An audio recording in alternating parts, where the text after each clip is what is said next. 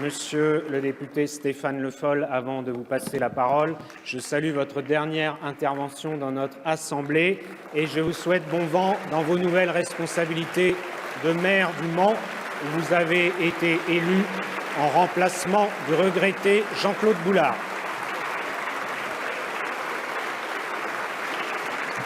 Merci, Monsieur le Président. Je voulais poser une question à Monsieur le ministre de l'Éducation nationale.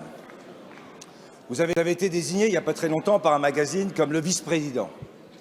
Je ne doute pas que ce matin, l'évaluation qui a été faite par le Premier ministre vous a conduit à avoir une très bonne note.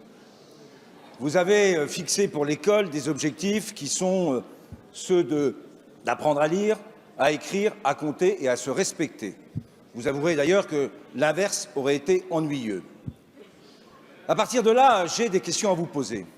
Vous avez défendu, et à juste titre, le fait qu'il y ait des dédoublements de classes dans les zones REP+, pour permettre de lutter contre l'échec scolaire.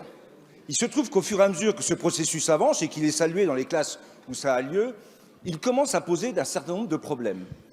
Parce que ce dédoublement consomme bien sûr des professeurs qui sont moins disponibles pour les autres classes et qui pose ainsi des problèmes aussi aux collectivités locales d'ailleurs pour construire des classes. Maintenant que nous sommes plafonnés au niveau de la dépense, il y aura plus de difficultés à investir. Donc les questions sont de trois ordres, avec des propositions.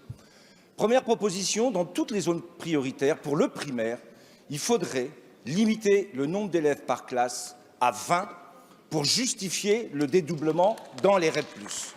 C'est le premier point. Le deuxième, c'est dans les zones rurales. Là où il y a des RPI, des regroupements pédagogiques intercommunaux, il faut que les seuils de fermeture appliqués dans ces regroupements, pour les regroupements de plus de 3 classes, soient les mêmes que le dédoublement, c'est-à-dire 12 élèves par classe. Et si vous voulez pérenniser cette action dans l'éducation, Monsieur le ministre, la dernière question, c'est quelles seront vos propositions de création de postes au moment du débat sur la loi de finances? 3 questions, Monsieur le ministre. Pour avoir une bonne note, répondez aux questions. Merci. Merci, Monsieur le député. La parole est à Monsieur Jean-Michel Blanquer, ministre de l'Éducation nationale.